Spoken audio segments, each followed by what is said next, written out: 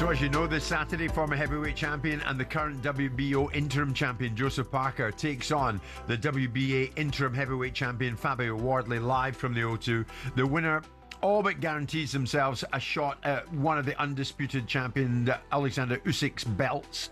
Watch it live Saturday only on DAZN. While Spencer and Simon were chatting during that break, producer Luke was in the talkSPORT kitchen making me a lemsip, which was lovely of him. Because Spencer, as you can probably hear, I'm struggling a bit today, but because of the importance of the show and the massive audience figure we get these days, I'm in. Anyway, I digress. Frank Warren has said, Spencer, Simon, that his December 13 card in Manchester featuring heavyweights is going to be announced sometime on Saturday, when we know Fabio Wardley is going to be doing battle with Joseph Parker. So somewhere along the lines on Saturday, we're going to find out who Derek Chisora will face in his 50th and final professional fight in Manchester on December the 13th. But then David Haye appears to have let the cat out of the bag on this by confirming seemingly that Chisora will face Dillian Whyte on that night, December the 13th in Manchester. What do we know, Spencer? Well, listen, David Haye said it, hasn't he? He said that's the fight that he thinks that's happening. That's the fight that's probably available to Derek Chisora. The first two fights, they were barn burners, to be fair. The first fight, you know, I mean, we're going back a couple of years now, but the first fight, split decision, controversial. Did Derek get it? Did Dillian get it? Second fight, 11th round KO, but Derek was up until that point. And you go, Derek probably wants another bite of the cherry. He fancies that, you know, Dillian Whyte coming off that first round demolition to Moses Itauma. You go, look, why not? This is the opponent that's available. Would we watch it? I would. I think the styles make fights. Them two gel really well. I've seen some mental sparring sessions with them two as well, by the way, in the gym. Really? Yeah, going at each other. So yeah, look, I think it's a decent fight. I don't mind it at this stage of his career. 50 and out. You know, Dillian Whyte, they've got history together. Why not? Is Dillian Whyte a fitting end for Derek Chisora on which to take a 50th and out bow? Not particularly. I thought you were going to say that. I mean, depends what Dillian Whyte goes into the ring. I mean, we had this conversation, me and Derek, a few years ago, didn't we, about the third Derek Chisora Dillian Whyte fight, and I said at the time I didn't want to see it then. And that's when myself and Derek had that, you know, that back and forward years ago. So I can't hardly say now I want to see it. Yeah. And given what I've seen from Dillian, which was I saw somebody with no real spirit in that fight. I know it's easy for me to say I don't have to go into the ring, but I can only look at what I saw, and what I saw was none of the energy, none of the intensity, all of the things that the pundits that Dillian was pushing back at during the course of the week didn't know what they were talking about. All of the things that people said would manifest themselves did. And as difficult as it is to go against Moses Itauma, I expected a little bit more from Dillian, and what I saw was somebody coming into the ring with no intensity. And yes, and you know, he got hit with a good shot, and it would knock out most people. But the fact of the matter is that Dillian Whyte is not the Dillian Whyte that fought Derek Chisora 2, 3, 4, 5 years ago.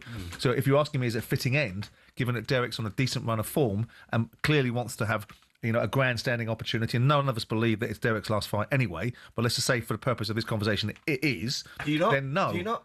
No. Do you?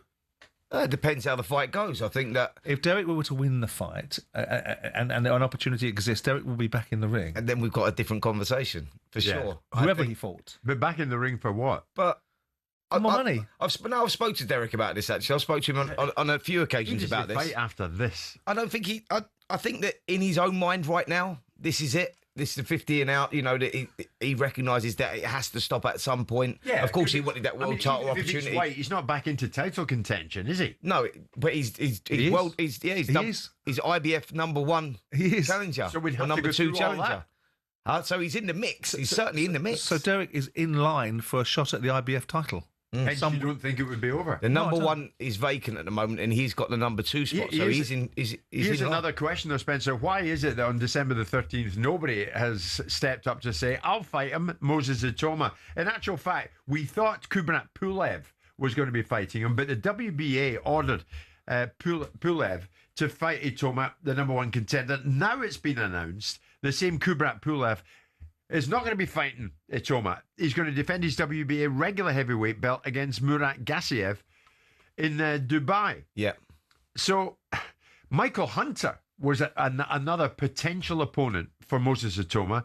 He's now going to be fighting a guy called Eli Frankham on Friday, December the 5th at York Hall. So, I mean, where is this going? Because time is running out now, and it seems no one's going to be available to fight Itauma. Well, I think that it's, when these negotiations are happening, certain fighters price themselves out of the equation, and that's what was happened with Michael Hunter, who's a good fighter, and it's a good opportunity for him. Pulev. But yeah, absolutely, and Pulev as well. Pulev now boxing on an IBA show out in Dubai. Too much money. And yeah, maybe they price themselves out of the equation because that's, ultimately it is a business. And I can see someone like Jermaine Franklin coming in for this fight. I think that someone of that sort of nature, Jermaine Franklin took Anthony Joshua 12 rounds, but a lot of people felt that he was robbed against Dillian White as well. And you go, he might be the guy to give someone like Moses the rounds. But we're running out of names. Michael Hunter can't be that money motivated when he's ending up fighting Frankham in York Hall. The problem you got, Jim, It's risk reward. yeah, it's the problem you got, mate, is that you're going against Moses Itauma, and these heavyweights are not stupid. They go, if I'm going to put my neck on the line against this young heavyweight superstar, I want paying for it, and that's basically where it's at. Not Moses, wrong to think like that. sometimes you can be too good for your own good, and Moses falls into that category. But by the same token, I mean, Michael Hunter's not very active. So despite the fact he's a decent name on your resume, he's not a particularly active fighter. But it would make a noise, and again, Moses will go in and knock him out. In the same way that Kubrat Pulev is a name, but there's not a lot behind that name now. He's 44 years of age. But he's got a WBA strap, that's the importance. Sure, but in terms of what we learn about Moses, I'd expect Moses to go in there and knock Kubrat Pulev into the next week. I mean, people are going to get bored, Simon, hanging about forever for Moses Itauma to fight somebody that's going to give him a challenge. It'll get there. Well, He'll get there. I definitely agree with that. I think that, look, Moses Itauma, I think we all agree about this, that he is the next big thing in British boxing. He's going to be there for a long time. The kid can fight. He's got a little bit of everything, and he's a nice guy outside the ring as well. So it's just about that journey, trying to get him those rounds before, he steps up. But sometimes if you're that good, you're going to have to let him go. And I think that Frank accepts that as well. But they just can't get someone to fight. No one wants to fight the guy. That's the reality of it. Who's the best matchmaker and handler of fighters in the heavyweight division? Frank Warren. Moses Itauma will fight people. Moses Itauma will be on his pathway, and we'll see Moses Itauma in the right direction of travel pretty soon. Okay, well, we're talking, where are we now? Well through October. Less than 8 weeks away, and we still don't know. Anyone fancy going in with Moses Itauma? Not here, that's for sure. On AM, on DAB, via the talkSPORT app and on your smart speaker. talkSPORT.